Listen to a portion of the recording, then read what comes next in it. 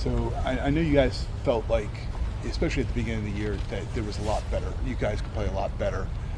When did you kind of get a sense that this defense was kind of turning that corner? I've always had that sense, but in every season you're gonna go through your hills and your valleys and stuff like that. It's about just catching your momentum and keep going. And the guys in the locker room never gave up, and we're starting to catch our rhythm and playing good football right now. You know this rivalry very well at this point. I mean, do you like that Pittsburgh is part of what you have to go through to get where you want to go? Yeah, I mean they're just another person in our way. The team in our way to get to. We know where we want to get to, and that's why we're out there and practicing and working hard and doing everything we can to be our best self on Saturday. So. How does the experiences of last year and being in the playoffs, like how does that shape this team and the mindset going into this season? That feeling in playoffs, last year is not a good feeling because, we're where we could have been, and it's definitely a different focus now with the guys in the locker room.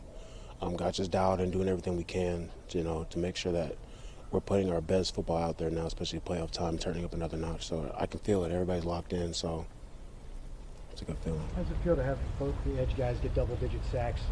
And the role that you play in that, too, to help. Lots of times there's clearing the path. Yeah, it's great. It's great. Everybody's balling on the D-line. Dobson having a career year. Kyle Van Noy as well. It's a great feeling. Everybody's going out there. Everybody's hungry. Everybody's hunting. So, we're going to take that momentum from the regular season and bring it to the playoffs. That's the only way to do it. I'm curious from a defensive perspective, how tough would Derrick Henry be in January when it's cold and him running downhill if you had to go against him? Super tough because super strong guys, super big, super fast, and it's getting cold now, so things are going to hurt a little bit more. So thank God I'm not on the other side of the team, but he's going to do his thing, and them guys may be ready. So that's it. I mean, as a defensive player, how do you feed off the energy in the stadium for these night games? It's going to be a different environment. This is the first time we're hosting the Pittsburgh in Baltimore in the playoff game, so it's going to be high energy. Everybody needs to come out and bring whatever you got to bring to be rowdy as possible because the energy is going to be electric, and we're going to feed off that, and we're going to play to that standard that we can, and we know we can. So it's going to be exciting. We've seen you take on more and more of the pregame speeches, and we've always known you to be a soft-spoken guy when you talk to us. How did you sort of step into that role, and have you been enjoying it? And what's the Yeah, I guess around you I'm more soft-spoken, but out there I'm a little wild. I'm loud. I do my thing. Ro and I have been talking. He's like, man, I feed off you too, man. You need to get everybody going. And I've been starting to. At first it was kind of different, but now I'm starting to get a roll of it. It's definitely somebody that Ro kind of respect. And he's like, man, if I feed off you, I'm like, yeah, I definitely need to talk more. So I've been doing that, and now it's kind of being my little thing, and me and Roquan's little thing, but. Overall, if he feels it before the game, he does it. If I feel it before the game, I do it. Whatever we got to do to get everybody going, to play our best ball. How much of that is prepared versus just off the cuff?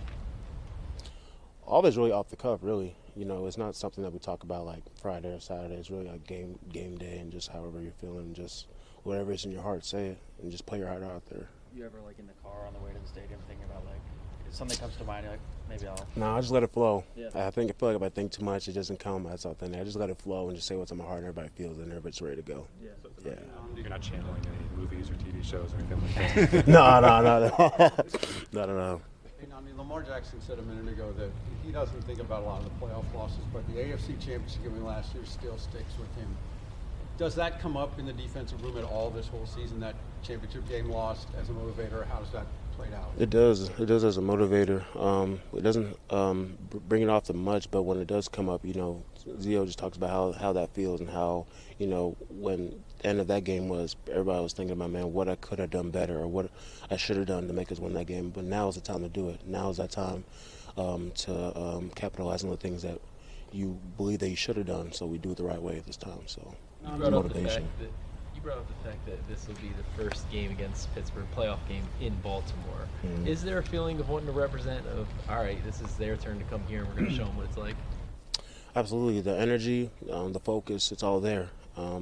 It's playoff football. It's win or you go home. And everybody knows what's at stake, and everybody's locked in that locker room. You can feel it, and it's just one day at a time at this point. Last game against Pittsburgh, Jalen Warren was really critical in their checkdowns, and he was really effective in that regard. How much of a focus has he been getting ready to make sure that doesn't happen again this week? All the running backs have been a focus. He hasn't been like the main focus, but he's somebody that we're accounting for. Obviously, 22. All the backs are good. They're downhill backs, strong backs. So we know what's ahead of us, and we're preparing for it. We're doing everything we can to make sure that we eliminate those things from slipping away in our hands. And we have the right man for the job to do it. I know it's early in game prep, but it looks like their starting right guard has a broken hand and might try to play Saturday. Is that something that's already made its way to the scouting report, and how does that maybe affect how you guys kind of prepare for something like that? I didn't know that, but whoever's out there, I'm ready to play. It doesn't. It's playoff football.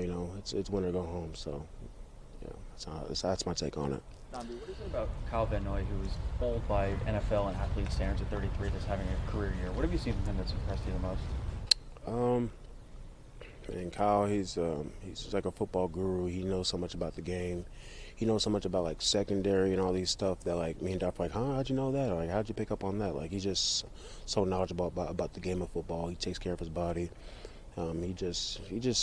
He knows what it's like to win a championship. He knows what it's like to win a Super Bowl. So he knows a lot of stuff about football that a lot of us players that haven't got to that point yet don't know. So he kind of gives us insight of things that we can do, little things that we can polish up to just be the best self on game day, and he helps us a lot.